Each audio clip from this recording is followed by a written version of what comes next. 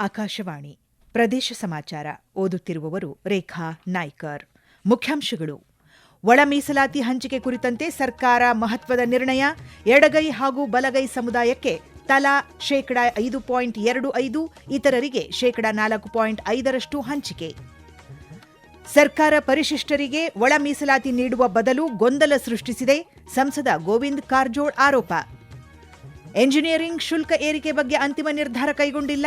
ಉನ್ನತ ಶಿಕ್ಷಣ ಸಚಿವ ಎಂಸಿ ಸುಧಾಕರ್ ಸ್ಪಷ್ಟನೆ. ರಾಜ್ಯದ ಆರ್ಥಿಕತೆ ದುರ್ಬಲಗೊಳಿಸಿದ ಗ್ಯಾರಂಟಿ ಯೋಜನೆಗಳು. ಕೇಂದ್ರ ಸಚಿವ ಎಚ್ಡಿ ಕುಮಾರಸ್ವಾಮಿ ಕಳವಳ. ಬೆಂಗಳೂರಿನಲ್ಲಿ ಐಪಿಎಲ್ ಪಂದ್ಯಕ್ಕೆ ಕ್ಷಣಗಣನೆ. ಕ್ರೀಡಾಂಗಣದ ಸುತ್ತಮುತ್ತ ಬಿಗಿ ಭದ್ರತೆ. ಮುಖ್ಯಮಂತ್ರಿ ಸಿದ್ದರಾಮಯ್ಯ ಅಧ್ಯಕ್ಷತೆಯಲ್ಲಿ ನಡೆದ ವಿಶೇಷ ಸಂಪುಟ ಸಭೆಯಲ್ಲಿ ಪರಿಶಿಷ್ಟ ಜಾತಿಗಳ ಒಳ ಮೀಸಲಾತಿ ಬಗ್ಗೆ ಮಹತ್ವದ ತೀರ್ಮಾನ ಕೈಗೊಳ್ಳಲಾಗಿದೆ. ಈ ಮೂಲಕ ಹಲವು ವರ್ಷಗಳಿಂದ ಇದ್ದ ಗೊಂದಲಕ್ಕೆ ಸರ್ಕಾರ ತೆರೆ ಎಳೆದಿದೆ. ಪರಿಶಿಷ್ಟ ಜಾತಿಗಳಿಗೆ ಲಭ್ಯವಿರುವ ,15% ಮೀಸಲಾತಿಯಲ್ಲಿ ಪರಿಶಿಷ್ಟ ಎಡಗೈ ಸಮುದಾಯಕ್ಕೆ ,5.25, ಬಲಗೈ ಸಮುದಾಯಕ್ಕೆ ,5.25, ಇತರರಿಗೆ ,4.5 ಹಂಚಿಕೆ ಮಾಡಲು ನಿರ್ಧರಿಸಲಾಗಿದೆ. ಸಂಪುಟ ಸಭೆಯ ಬಳಿಕ ಸುದ್ದಿಗಾರರೊಂದಿಗೆ ಮಾತನಾಡಿದ ಮುಖ್ಯಮಂತ್ರಿ ಸಿದ್ದರಾಮಯ್ಯ, ಈ ತೀರ್ಮಾನಕ್ಕೆ ವಿಶೇಷ ಸಂಪುಟ ಸಭೆಯಲ್ಲಿ ಸರ್ವಾನುಮತದಿಂದ ಒಪ್ಪಿಗೆ ದೊರೆತಿದೆ ಎಂದು ಸ್ಪಷ್ಟಪಡಿಸಿದ್ದಾರೆ. ನ್ಯಾಯಾಲಯ ಮುಂದಿನ ಆದೇಶದವರೆಗೆ ಇದೇ ಅನುಪಾತ ಅನ್ವಯವಾಗಲಿದ್ದು, ನೇಮಕಾತಿ ವೇಳೆ ಪ್ರವರ್ಗ ಎ 5.25, ಬಿ 5.25, ಸಿ 4.5 ಮೀಸಲಾತಿಯೊಂದಿಗೆ ಅಧಿಸೂಚನೆಯನ್ನು ಮತ್ತೊಮ್ಮೆ ಪ್ರಕಟಿಸಲಾಗುವುದು ಎಂದು ತಿಳಿಸಿದ್ದಾರೆ. ಬಜೆಟ್ನಲ್ಲಿ ಘೋಷಿಸಿರುವ 56,432 ಹುದ್ದೆಗಳ ಭರ್ತಿ ವೇಳೆ ಈ ಮೀಸಲಾತಿ ಅನ್ವಯವಾಗಲಿದೆ ಎಂದು ಹೇಳಿದ್ದಾರೆ. ನಾವು ಅಂತಿಮವಾಗಿ ಕ್ಯಾಬಿನೆಟ್ ತೀರ್ಮಾನ ಮಾಡಿದ್ದು 5.25, 5.25, 4.5, 5.25 ಅದು ಲೆಫ್ಟ್ಗೆ, ಅವರ ಸಂಬಂಧಿತ ಜಾತಿಗಳಿಗೆ, ಬೋವಿ, ಲಂಬಾಣಿ, ಕೊರ್ಚ, ಕೊರಮ ಮತ್ತೆ 59 ಅಲೆಮಾರಿ ಜಾತಿಗಳು, ಇವೆಲ್ಲ ಸೇರಿ 4.5. ಇದು ಸರ್ವಾನುಮತದಿಂದ ತೀರ್ಮಾನ ಆಗಿರ್ತಕ್ಕಂಥದ್ದು. KH ಮುನಿಯಪ್ಪನವರು ಒಪ್ಕೊಂಡಿದ್ದಾರೆ, ತಿಮ್ಮಾಪುರ ಅಂಗಡಿಗೆಯವರೆಗೂ, ಡಾಕ್ಟರ್ ಪರಮೇಶ್ವರ್ ಅವರು, ಮಹದೇವಪ್ಪನವರು, ಪ್ರಿಯಾಂಕರು ಒಪ್ಕೊಂಡಿದ್ದಾರೆ, ಸತೀಶ್ ಜಾರಕಿಹೊಳಿನೂ ಒಪ್ಕೊಂಡಿದ್ದಾರೆ. ಎಂಟೈರ್ ಕ್ಯಾಬಿನೆಟ್ ಕೂಡ ಸರ್ವಾನುಮತದಿಂದ ಒಪ್ಕೊಂಡಿದೆ. ತೀರ್ಪಿಗೆ ಅನುಗುಣವಾಗಿ ತೀರ್ಮಾನ ಮಾಡೋದು. ಖಾಲಿ ಇರುವ ಹುದ್ದೆಗಳನ್ನು ಹಂತ ಹಂತವಾಗಿ ಭರ್ತಿ ಮಾಡಲಾಗುವುದು ಎಂದು ಭರವಸೆ ನೀಡಿದ್ದಾರೆ. ಎಲ್ಲರನ್ನೂ ವಿಶ್ವಾಸಕ್ಕೆ ಪಡೆದು ಈ ನಿರ್ಧಾರ ತೆಗೆದುಕೊಳ್ಳಲಾಗಿದ್ದು, ಸಂಘಟನೆಗಳು ಈ ನಿರ್ಧಾರವನ್ನು ಒಪ್ಪಿಕೊಳ್ಳುವ ವಿಶ್ವಾಸವಿದೆ ಎಂದು ತಿಳಿಸಿದ್ದಾರೆ. ಸರ್ಕಾರ ಪರಿಶಿಷ್ಟರಿಗೆ ಒಳ ಮೀಸಲಾತಿ ನೀಡುವ ಬದಲು ಗೊಂದಲ ಸೃಷ್ಟಿಸಿದೆ ಎಂದು ಸಂಸದ ಗೋವಿಂದ ಕಾರಜೋಳ ಆರೋಪಿಸಿದ್ದಾರೆ. ಬೆಂಗಳೂರಿನಲ್ಲಿ ಇಂದು ಸುದ್ದಿಗಾರರೊಂದಿಗೆ ಮಾತನಾಡಿದ ಅವರು, ಸರ್ಕಾರ ಸಮುದಾಯಗಳ ನಡುವೆ ಭಿನ್ನಾಭಿಪ್ರಾಯದ ಬೀಜಗಳನ್ನು ಬಿತ್ತುತ್ತಿದೆ ಎಂದು ದೂರಿದ್ದಾರೆ. ಎಲ್ಲಾ ಸಮುದಾಯಗಳಿಗೆ ನ್ಯಾಯ ಒದಗಿಸದಿದ್ದರೆ ಮೀಸಲಾತಿಗಾಗಿ ಕಳೆದ 3 ದಶಕಗಳಿಂದ ಹೋರಾಡುತ್ತಿರುವ ಸಮುದಾಯಗಳು ಬೀದಿಗಿಳಿಯಲಿವೆ ಎಂದು ಎಚ್ಚರಿಕೆ ನೀಡಿದ್ದಾರೆ. ಸುಪ್ರೀಂ ಕೋರ್ಟ್ ನಿರ್ದೇಶನ ಹಾಗೂ ಸಾಂವಿಧಾನಿಕ ಮೌಲ್ಯಗಳಿಗೆ ಅನುಗುಣವಾಗಿ 101 ಸಮುದಾಯಗಳಿಗೆ ಜಾರಿಗೆ ತರುವಂತೆ ಅವರು ಆಗ್ರಹಿಸಿದ್ದಾರೆ. ಕೃಷಿ ಕ್ಷೇತ್ರದಲ್ಲಿನ ಹೊಸ ಬದಲಾವಣೆಗಳು ಪ್ರತಿ ರೈತರನ್ನು ತಲುಪಬೇಕು. ಈ ದಿಸೆಯಲ್ಲಿ ಎಫ್ಕೆಸಿಸಿಐ ಪ್ರಯತ್ನ ಶ್ಲಾಘನೀಯ ಎಂದು ಮುಖ್ಯಮಂತ್ರಿ ಸಿದ್ದರಾಮಯ್ಯ ತಿಳಿಸಿದ್ದಾರೆ. ಕರ್ನಾಟಕ ವಾಣಿಜ್ಯ ಮತ್ತು ಕೈಗಾರಿಕಾ ಮಹಾಸಂಸ್ಥೆ ಆಯೋಜಿಸಿದ್ದ ಗ್ಲೋಬಲ್ ಅಗ್ರಿಟೆಕ್ ಸಮಿಟ್ 2026 ಉದ್ಘಾಟಿಸಿ ಮಾತನಾಡಿದ ಅವರು, ಇಂತಹ ಕಾರ್ಯಕ್ರಮಗಳಲ್ಲಿ ರೈತರು ಹೆಚ್ಚಿನ ಸಂಖ್ಯೆಯಲ್ಲಿ ಭಾಗವಹಿಸುವಂತಾಗಬೇಕು ಎಂದು ಅಭಿಪ್ರಾಯಪಟ್ಟಿದ್ದಾರೆ. ಕೃಷಿ ಲಾಭದಾಯಕವಾದರೆ ಯುವಜನತೆ ಸಹಜವಾಗಿ ಕೃಷಿಯತ್ತ ಮುಖ ಮಾಡಲಿದ್ದಾರೆ. ಸರ್ಕಾರ ಕೃಷಿಯನ್ನು ಲಾಭದಾಯಕಗೊಳಿಸಲು ಹಲವು ಯೋಜನೆಗಳನ್ನು ರೂಪಿಸಿದ್ದು, ಕೈಗಾರಿಕೆಗಳು ಕೈಜೋಡಿಸಬೇಕು ಎಂದು ತಿಳಿಸಿದ್ದಾರೆ. ಮಾಹಿತಿ ತಂತ್ರಜ್ಞಾನದಲ್ಲಿ ಬೆಂಗಳೂರು ರಾಜಧಾನಿಯಾದಂತೆ ಕೃಷಿ ತಂತ್ರಜ್ಞಾನದಲ್ಲಿಯೂ ಬೆಂಗಳೂರು ರಾಜಧಾನಿಯಾಗಬೇಕು. ರಾಜ್ಯದ ಸಮಗ್ರ ಅಭಿವೃದ್ಧಿಗಾಗಿ ಕೃತಕ ಬುದ್ಧಿಮತ್ತೆ ಸೇರಿದಂತೆ ಎಲ್ಲ ಕ್ಷೇತ್ರಗಳ ತಂತ್ರಜ್ಞಾನವನ್ನು ಬಳಸಿಕೊಳ್ಳಬೇಕು ಎಂದು ಅಭಿಪ್ರಾಯಪಟ್ಟಿದ್ದಾರೆ. ಎಂಜಿನಿಯರಿಂಗ್ ಶುಲ್ಕ ಏರಿಕೆ ಬಗ್ಗೆ ಅಂತಿಮ ನಿರ್ಧಾರ ಕೈಗೊಂಡಿಲ್ಲ ಎಂದು ಉನ್ನತ ಶಿಕ್ಷಣ ಸಚಿವ ಎಂಸಿ ಸುಧಾಕರ್ ಸ್ಪಷ್ಟಪಡಿಸಿದ್ದಾರೆ. ಖಾಸಗಿ ಎಂಜಿನಿಯರಿಂಗ್ ಕಾಲೇಜುಗಳು ,20% ಶುಲ್ಕ ಹೆಚ್ಚಳಕ್ಕೆ ಮನವಿ ಮಾಡಿದ್ದು, ಇನ್ನು ಯಾವುದೇ ಅಂತಿಮ ನಿರ್ಧಾರ ತೆಗೆದುಕೊಂಡಿಲ್ಲ ಎಂದು ತಿಳಿಸಿದ್ದಾರೆ. ಕೆಲವು ಕಾಲೇಜುಗಳು ನಿಗದಿತ ಪಠ್ಯಕ್ರಮ ಶುಲ್ಕಕ್ಕಿಂತ ಹೆಚ್ಚು ಹಣ ವಸೂಲಿ ಮಾಡುತ್ತಿರುವ ಬಗ್ಗೆ ದೂರುಗಳು ಕೇಳಿಬಂದಿದ್ದು, ಕಠಿಣ ಕ್ರಮ ಕೈಗೊಳ್ಳಲಾಗುವುದು ಎಂದು ಎಚ್ಚರಿಕೆ ನೀಡಿದ್ದಾರೆ. ಇದೇ ವೇಳೆ ಸಿಇಟಿ ಪರೀಕ್ಷಾ ಕೇಂದ್ರದಲ್ಲಿ ಜನಿವಾರ ತೆಗೆಸಿದ ಪ್ರಕರಣಕ್ಕೆ ಸಂಬಂಧಿಸಿದಂತೆ ಸಿಬ್ಬಂದಿ ವಿರುದ್ಧ ಕಠಿಣ ಕ್ರಮ ಕೈಗೊಳ್ಳಲಾಗುವುದು ಎಂದು ತಿಳಿಸಿದ್ದಾರೆ. ಪ್ರದೇಶ ಸಮಾಚಾರ ಕೇಳುತ್ತಿದ್ದೀರಿ. ನಮ್ಮ ಎಲ್ಲಾ ರಾಷ್ಟ್ರೀಯ ವಾರ್ತೆಗಳು ಹಾಗೂ ಪ್ರದೇಶ ಸಮಾಚಾರ ಈಗ ಆಕಾಶವಾಣಿ ನ್ಯೂಸ್ ಕನ್ನಡ ಯೂಟ್ಯೂಬ್ ಚಾನೆಲ್ನಲ್ಲಿ ಲಭ್ಯ. ನಮ್ಮ ಎಕ್ಸ್ ಖಾತೆ ಮತ್ತು ಇನ್ಸ್ಟಾಗ್ರಾಂ ಖಾತೆ ಆಕಾಶವಾಣಿ ನ್ಯೂಸ್ ಕನ್ನಡ.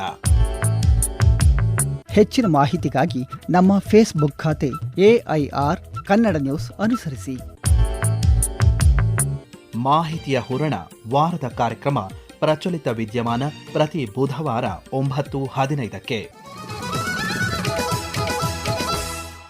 ರಾಜ್ಯ ಸರ್ಕಾರದ ಖಾತರಿ ಯೋಜನೆಗಳು ರಾಜ್ಯದ ಆರ್ಥಿಕತೆಯನ್ನು ದುರ್ಬಲಗೊಳಿಸಿವೆ ಎಂದು ಕೇಂದ್ರ ಸಚಿವ ಎಚ್.ಡಿ. ಕುಮಾರಸ್ವಾಮಿ ಆರೋಪಿಸಿದ್ದಾರೆ.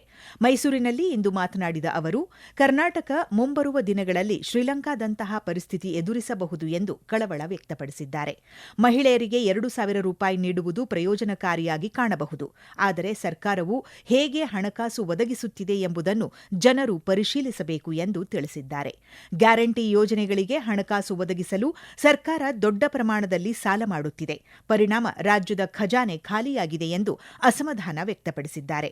ಸರ್ಕಾರ ತನ್ನ ಉದ್ಯೋಗಿಗಳಿಗೆ ಸಮಯಕ್ಕೆ ಸರಿಯಾಗಿ ವೇತನ ನೀಡಲು ಪರದಾಡುತ್ತಿದೆ ಎಂದು ಆಕ್ರೋಶ ವ್ಯಕ್ತಪಡಿಸಿದ್ದಾರೆ.